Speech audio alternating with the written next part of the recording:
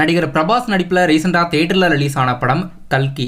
கல்கி படத்தோட டே 1 வசூல் அஃபிஷியலாக அறிவிச்சிருக்காங்க.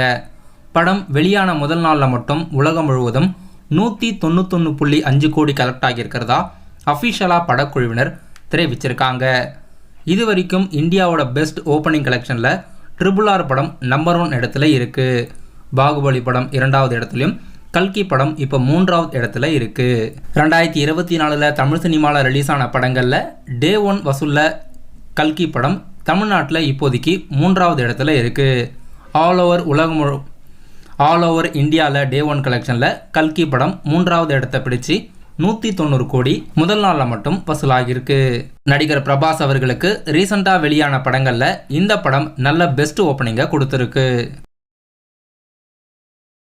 தளபதி விஜயோட ஃபோட்டோ ஸ்டில்ஸ் எல்லாம் இன்னைக்கு சோஷியல் மீடியாஸில் செம ட்ரெண்டிங்.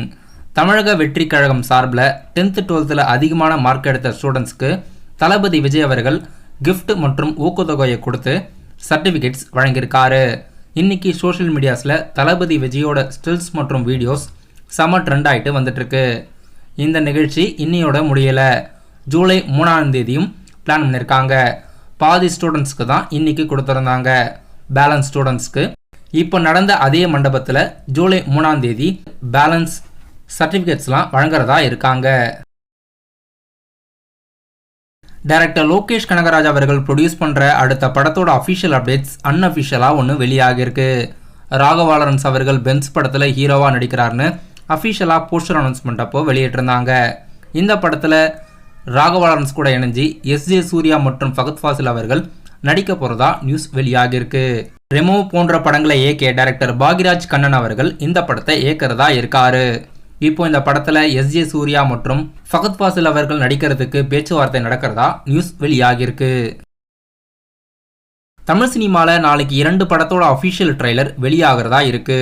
1-1 படத்தோட அஃபிஷியல் ட்ரெய்லர் நாளைக்கு ஆர்யா மற்றும் GV பிரகாஷ் அவர்கள் ஈவினிங் 5 மணிக்கு ரிலீஸ் பண்ணுறாங்க. இன்னொன்று நடிகர் விஜய் ஆண்டனியோட நடிப்பில் அடுத்ததாக தியேட்டரில் ரிலீஸ் ஆக இருக்க மழை பிடிக்காத மனிதன் படத்தோட ட்ரெய்லரும் வெளியாகுது.